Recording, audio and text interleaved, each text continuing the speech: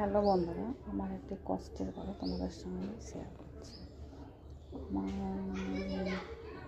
ছেলে যখন তোমার 5-এ পড়ে তখন আমি কাজ শুরু করেছিলাম। তখন আমি তোমার বাচ্চাদের কীভাবে মানুষ করতে হয়, কীভাবে কী করতে হয়, এইসব ট্রেনিং আমি করেছি। পেশেন্টের বাচ্চাদের ট্রেনিংটা আমি করেছি, আমার সার্টিফিকেটও আছে।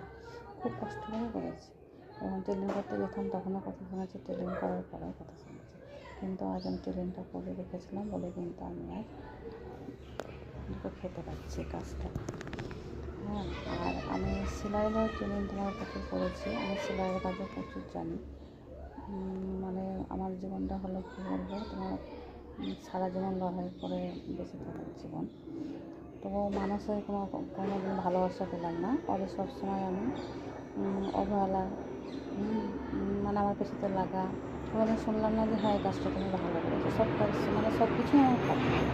আমার এমন কিছু কিছু লোক আছে, তাদের আমি বলছি আমার ভালো খারাপ নিয়ে আমার তোমাদেরকে আমার নিয়ে কী বলবো, আমাকে নিয়ে তোমাদেরকে ভাবতে হবে। এখানে তোমাদের নামগন্ধ কম থাকবে। আমাকে প্রচুর বলেছে তোমরা। তো একটা কথা জানবো, আজ আমি ট্রেনিংগুলো করে রেখেছিলাম বলে কিন্তু আজ আমি খেতে পাচ্ছি। আজ আমার কাজ কি, রোগীর সেবা করা, বাচ্চাদের বড় করা। এই যে কাজে যে কতটা আনন্দ আছে, তোমরা যদি নিজেরা করতে তবে জানতো। কষ্টের মধ্যে অনেক আনন্দ আছে।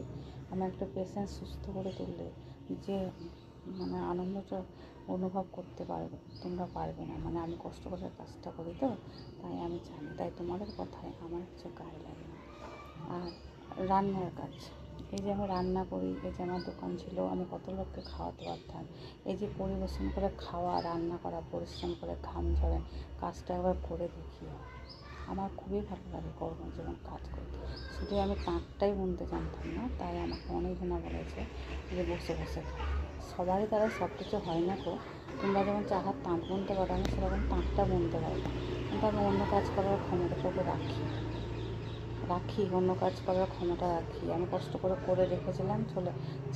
ছেলেকে কোলে নিয়ে আজ আমি করে খেয়েছি যেমন করে। আর আমার বাবা তো ধরো ছোটো থেকে কোনোদিন তাঁত বোনা শেখায়নি, তাই আমি এইসব কাজ জানতাম না। আর আমি খুব মা বাবা আমার পরিবারে খুব আদরের ছিলাম, কেন আমার মা মরে গিয়ে আমি আমি বড় মেয়ে আমাদের পরিবারে। আমাকে খুব সবাই ভালোবাসতো, আমাকে ছোটো থেকে কেউ কোনো কাজ করতে দেয়নি। তবে আমি শ্বশুরবাড়িতে এসে সব কিছু কাজ শিখে গেছি, না শেখার কিছু নয়। আজ আমি জীবনের সঙ্গে লড়াই করতে শিখে গেছি। হ্যাঁ, কী করে লড়াই করে বাঁচতে হয় সেটাও শিখে গেছি। আজ